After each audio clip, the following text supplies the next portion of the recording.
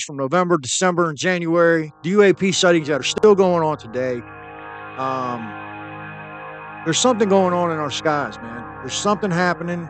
There's definitely a UAP situation that they're not telling us because they don't want the airline industry to collapse. Because I'm going to tell you right now, there's already talk like, Bank of America, if the interest rates would go up even 10%, they're saying Bank of America would collapse. So we can't really afford a crisis in the airline industry where people are afraid to fly. And I think that's a lot of the reason why a lot of this stuff isn't being disclosed. There's so many socioeconomic situations that you have to take into account with disclosure. Of course, we want the truth. We want to know what's really going on. But at what price? What price are we willing to accept to know the truth? And I'm going to pose it to you guys, right? You can do this on your own. If you go and you watch Custodian File, he's telling you how you can catch these things on film. He's telling you 60 frames per second, 1080p. You can do it with a phone. You zoom in about 20% on any aircraft you see flying in the air, and that eventually you will definitely get these things called dragons, which are these small, super fast moving UAPs that zip past craft that are usually too fast for the naked eye to see. But when you slow the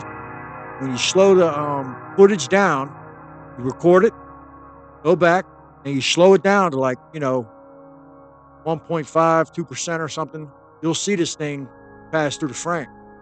And I even put footage up where one flew past the Trump rally. What do you think? Am I crazy? Is this just mass hysteria? Are we just seeing things? Are we misidentifying bugs? What is it? Because I'm telling you, I think it's UAP. I think it's UFOs. And I think this is what hit the fighter pilot. And the thing hit the fighter pilot over a military base, but they found no wreckage of a drone. If a drone hits a fighter pilot hard enough to crack the canopy where the jet has to literally land, don't you think you would find some kind of wreckage? You're telling me you don't think the military went there and tried to see if there was any wreckage to find out if it was a drone? Because if it was some kind of foreign technology that's being used to spy on us, of course our military is going to want to get a hold of that, right? There was no report of them finding anything.